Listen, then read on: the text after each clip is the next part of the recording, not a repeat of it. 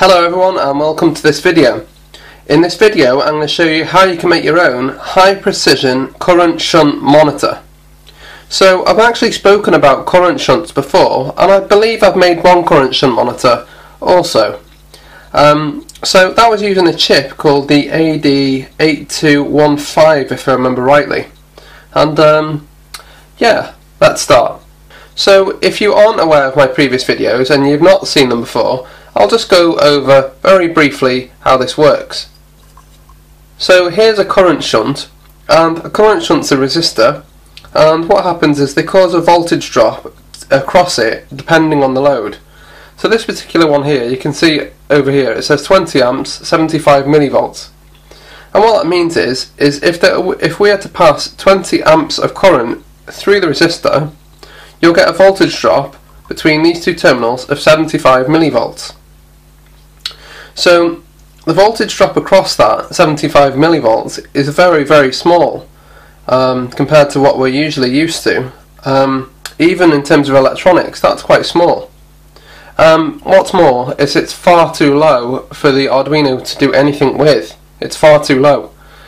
So what do we do? So what I did in the past is I actually used several amplifiers. I'd amplify up this signal here. So it could be anything from 0 to 75 millivolts. I'd amplify that using a gain of a certain number.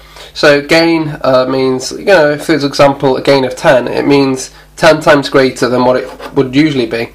So if, for example, 20 amps was flowing through here and the output is 75 millivolts, multiply that by 20 or 10 or whatever the gain is, and that's what it would then become after being amplified. So after amplifying the signal to something that the Arduino can work with, something a bit bigger, then I was able to get some resolution, and I was able to use the current shunt with the Arduino, and it worked okay. So some things I tried were reducing the Arduino ADC reference in order to get a bit better resolution. I tried amplifiers. I tried the AD8215 by Analog Devices. I tried the AD8202 and a couple of other amplifiers, and yeah, it was okay. The AD8202 was the best, but the problem is that low end it seemed to struggle. It didn't seem to quite get there, and having installed it in my solar panel system, it just wasn't quite there. The important question is, what's going to be different in this video from the last one?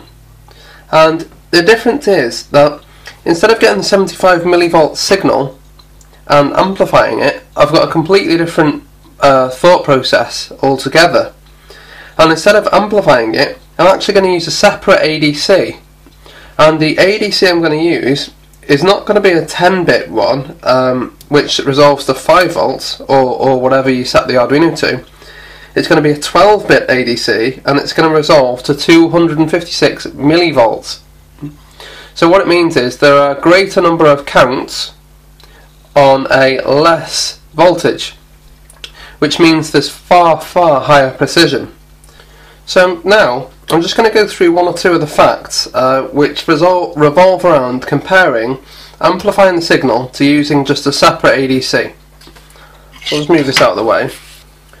Okay, so I'm going to show you the way the amplifier currently works, and I'm going to show you the way I'm going to do. So to start with, the current shunt, the one that I've got for solar, outputs 75 millivolts, and that's for 200 amps. This one is slightly different. This is 75 millivolts for 20 amps, but that doesn't really matter. So, so if I get the 75 millivolts and multiply that by 20, so 75 millivolts multiplied by 20, that equals 1,500 millivolts. So if I feed that into the Arduino, that maximum, and apply the gain to it, it would output 1,500 millivolts into the Arduino. And usually that will be okay, because the Arduino's ADC can usually cope with 5 volts. However, if I did have it set to 5 volts, if I did have the Arduino ADC set to 5 volts, this would be really poor resolution because I'd only ever get to a maximum of 1500 millivolts out of 5000. And those 1024 counts, because it's a 10-bit ADC, a lot of those counts would be wasted, and all that resolution would be wasted. So what you can do is you can adjust the reference. So I'll just write adjust ref, and you can adjust the Arduino reference to a couple of different values, but one that stuck out to me was this one, which is 1100 millivolts max. So that's the ADC reference, and what it means is that the 1024 counts are actually spread over that value, not over the 5000. So it means that I can get much better resolution. But as you can see here, there's a problem, because if I do actually get to 75 millivolts, I'd exceed the maximum ADC voltage, which I can't do. So anyway, what I did is, of this 200 amps, I made it so that I could never actually get to 200 amps, or simply just not pull 200 amps, so that this would never actually get output. So if I say half of that, let's say I will only ever reach half of that on the current shunt, 100, so that would be around about 40 millivolts, which would be around 750 millivolts output after the gain. If I go a bit more and say 55 millivolts, so if I say I get a maximum of 55 millivolts, let's multiply that by 20, and that goes to 1100 millivolts. So providing my current shunt does not output more than 55 millivolts, then I won't exceed the ADC's maximum and will be fine. So what exactly does this mean? Well, of this 1100 millivolts, if I divide that by 1024, because it's a 10-bit ADC, 1024 counts, what I will get is 1.07 millivolts per count. And that's okay resolution. So I'd read that into the Arduino, and for every count that I get from the ADC, I'd multiply it by 1.07, and there we go. I could output the original output of this to the Arduino through the software. And then what I'd have to do then is reverse the gain, so I'd get the value, the resultant value, and divide that by 20, or shrink it back, because remember we only amplified it so that the ADC could read it, and now we need to shrink it back to where it was.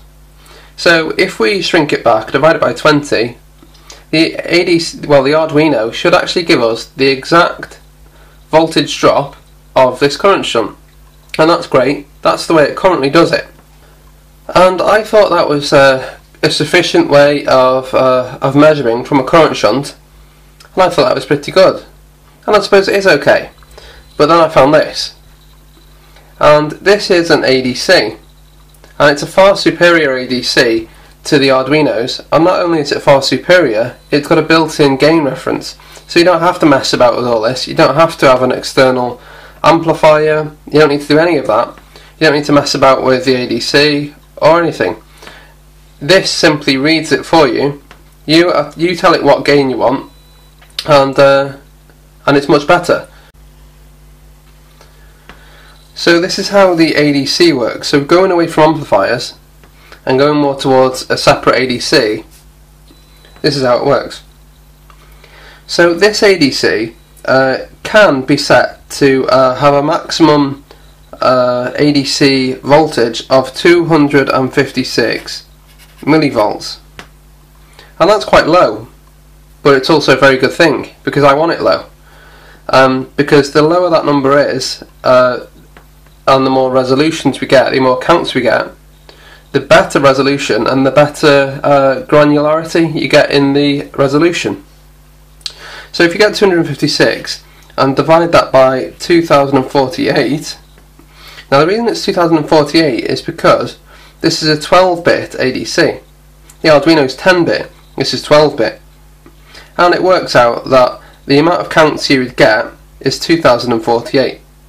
So instead of getting 1100 and resolving 1024 positions through that, you're actually getting a lesser number, 256, but dividing it into 2000 little pieces, so you get a way better resolution.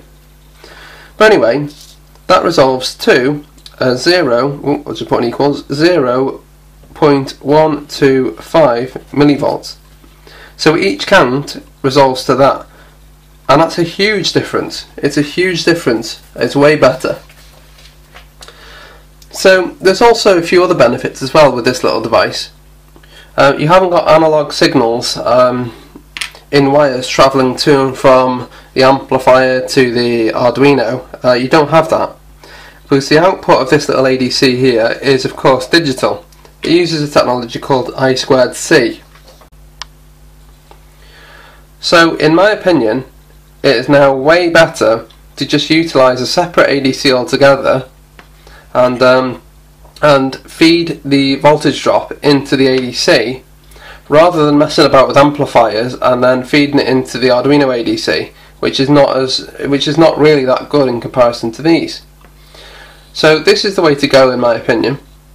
Now there's another thing I need to tell you about too, which is also quite a cool thing. That this ADC can use what's called a differential mode. Use single-ended mode and differential mode. And what differential mode is that you can actually feed in 2 points, and the ADC can work out the difference between those 2 points.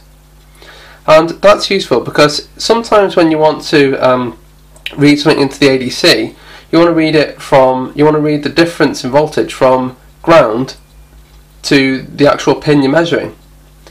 But sometimes you don't want to do that. Sometimes you want to know the difference between 2 pins. So let's say, for example, you were measuring something, but there was some problem with ground. I mean, maybe there was some amount of millivolts difference between the thing you're trying to measure and the ground line. Well, those few millivolts, I mean, could be 5-6 millivolts, which sounds like nothing. They could completely mess up your reading if you're doing precision readings. So this can use differential mode, which is really, really good.